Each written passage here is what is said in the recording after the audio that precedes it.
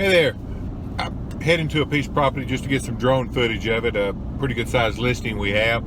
And so I had a couple of minutes. I want to talk to you about a specific topic related to buying and selling your own places. This is one of the properties in my, I don't know where you're picking this video up in, what order, but we've bought or gotten contracts on. I've got, anyway, 10 or 11 deals pending in the last 4 or 5 months.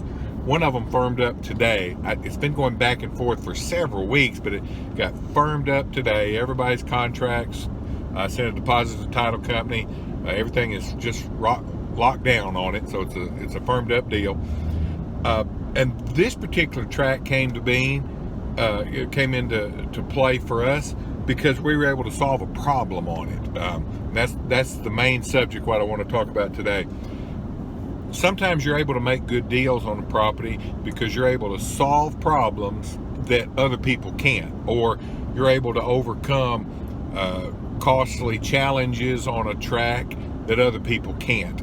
Not just a function of you have more money than someone else, but you've got more resources, you got more time, you got more information, you got more just determination to stick with something until it gets solved. Whatever. Solving problems on a piece of real estate is usually the way to turn a so-so deal for everybody else into a good deal for you. This particular tract did not have access to it. There was no legal access. We had some the information, not secret information, just the know-how, knew who to talk to, knew how to handle it economically. And we were able to secure an access to this property. So consequently, we were able to buy something that most people would be scared of because it didn't have legal access. We're able to get the access, and we're going to make a great tract out of it.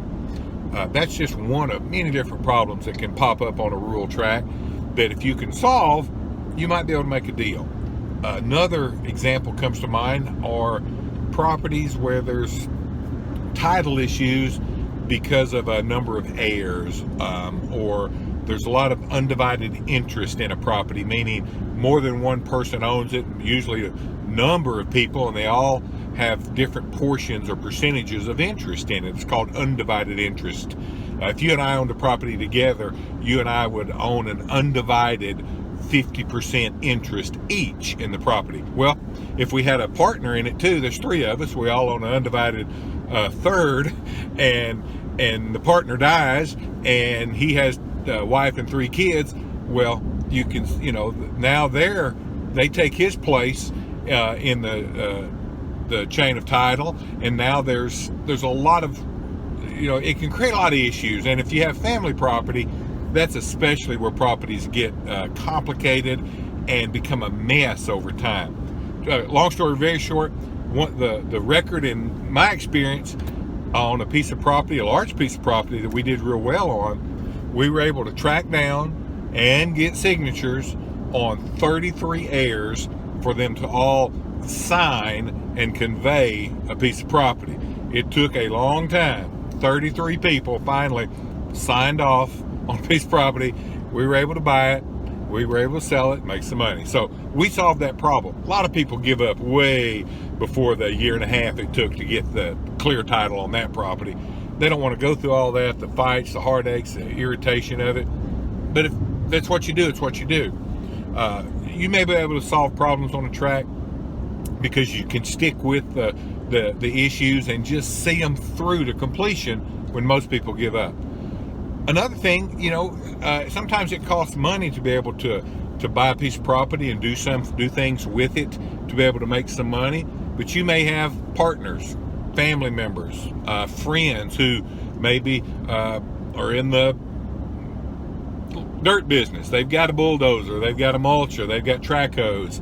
You're able to partner with them and can get work done on a piece of property much cheaper than someone like me that has to go out and just hire it done, because I don't have that equipment, I don't have the operators to do it.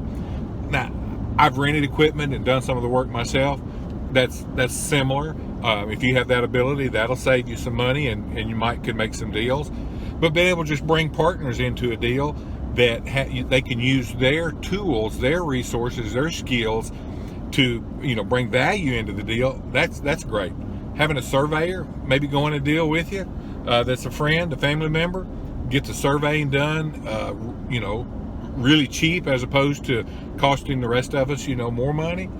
Getting dirt work done, getting land cleared, getting timber cut.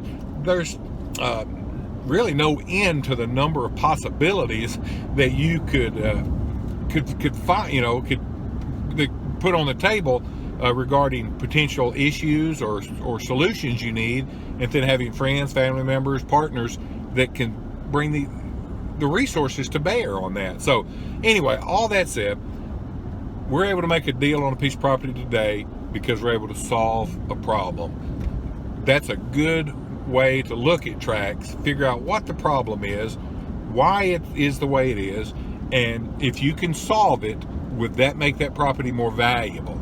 And if so, can you solve it at a reasonable price to be able to then take that piece of property and do what you want to do with it, to make the money you want to make, or for it to be the type of property you want to keep for yourself, whatever. But solving problems is a step to making good real estate deals.